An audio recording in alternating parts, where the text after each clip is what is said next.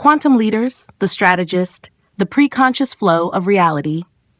The strategist's natural style, precise, methodical, and structured, seems at first glance to contrast with the mysterious, intuitive domain of the preconscious. But in truth, all enduring strategy arises first from the formless, before words, before steps, before spreadsheets. The strategist is most powerful when they learn to access the preconscious flow, the field of subtle impressions, symbols, inner movements, and quiet knowing that precedes formal logic.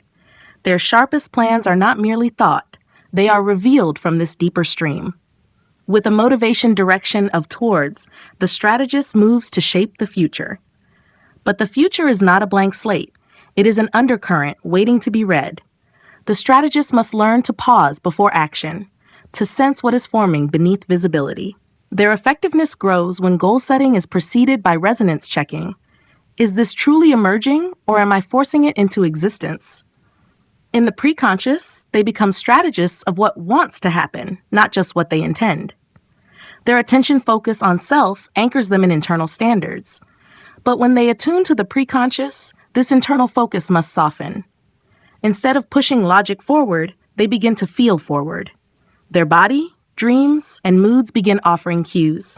An unexplainable pull toward a new concept or a quiet resistance to a timeline becomes just as valid as calculated inputs. The strategist starts to receive strategy, not only construct it. With an internal frame of reference, they operate from inner certainty, but preconscious wisdom demands that this certainty be informed by signals that arise before thought. Hunches, dreams, fragments of imagery, déjà vu, all become navigational tools. Instead of silencing the irrational, the strategist learns to integrate it, building logic around insight, not the other way around. Their procedural operational style thrives on ordered steps. But now, the strategist begins to embed preconscious intelligence within their procedures. Intuition informs when to pause a process, delay a launch, or skip a step. Not every sequence is sacred. Some must be rearranged in response to inner prompting. Great procedures emerge from deep listening, not just from best practices. The general viewpoint of overarching goals becomes more fluid. Themes and patterns still matter, but they now flow from archetypal knowing. The strategist begins sensing patterns in stories, team behavior, even architecture. They stop thinking in pure cause-effect and start designing in symbols, energy, and coherence. Their strategy speaks not just to the mind, but to the mythic layer of human systems. Their solo work preference becomes fertile ground for preconscious access. In solitude, they can notice faint impressions often drowned out in group settings. They become sensitive to timing, mood, and unseen forces. Meditation, silence, journaling, and nonlinear creative work become part of their planning toolkit, not distractions, but doorways to strategy that aligns with deeper truths. Their associated emotional engagement provides the emotional texture to decode preconscious input. Emotion becomes a barometer, not for how much they care, but for what is surfacing. A subtle unease with a perfect plan may point to misalignment. An unexplainable thrill around a new path signals intuitive correctness. Emotional resonance becomes a precision instrument, guiding the strategist into alignment with what is forming beneath visibility. As a matcher, they trust systems that have worked, but now they also tune into what has never happened before. The preconscious is the realm of emergence, and the strategist learns that repeating the past can sometimes block the future. They start designing not just from what worked, but from what feels emergent, the strategy of the unborn. With a through-time orientation, they see sequences and trajectories. Preconscious access deepens this skill, allowing them to sense timelines before they unfold. They may glimpse outcomes through flashes, dreams, or deep stillness. Their planning becomes less about control and more about stewardship of potentialities arriving through them. Their primary drive, activity, transforms. Activity is no longer only structured execution. It is ritual, alignment, and participation in a flow that started before they knew they were part of it. In this, the strategist becomes not just a planner of steps, but a choreographer of the unseen, designing what wants to come through into form. Quantum leaders, the strategist, you are the tipping point. The strategist's natural style, logical, stepwise, and solution-focused, often positions them as the backbone behind visible leadership. Yet under the final principle of quantum consciousness, they come to realize they are not behind the plan. They are the fulcrum on which the plan turns. Their clarity, presence, and timing carry disproportionate impact. The strategist is not the background. They are the tipping point. Every well-sequenced timeline, every structurally sound system carries their energetic imprint, and the moment they align with conviction, the system responds in kind. With a motivation direction of towards, the strategist is oriented to future outcomes. But the tipping point is never in the distant finish line.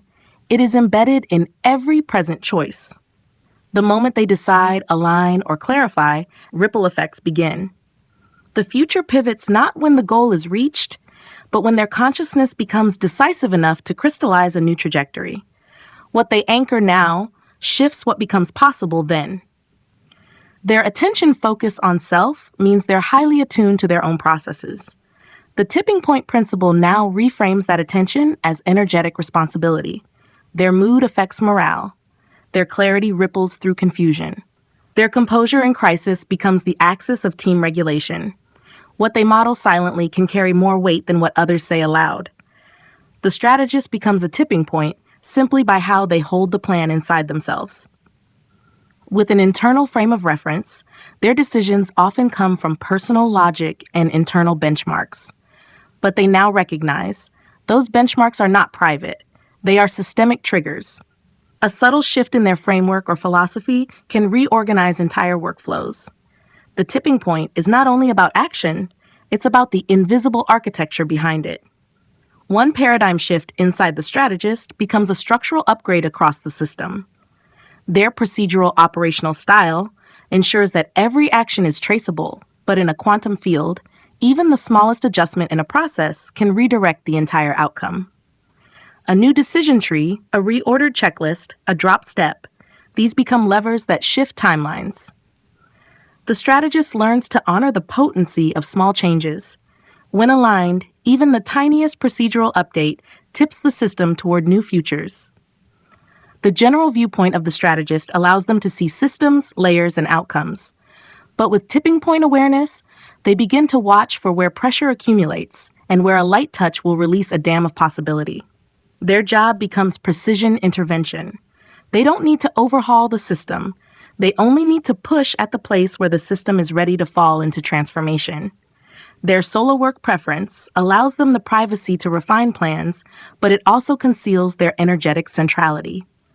The strategist must now realize that even in silence, they generate orientation. Their unseen shifts are still felt.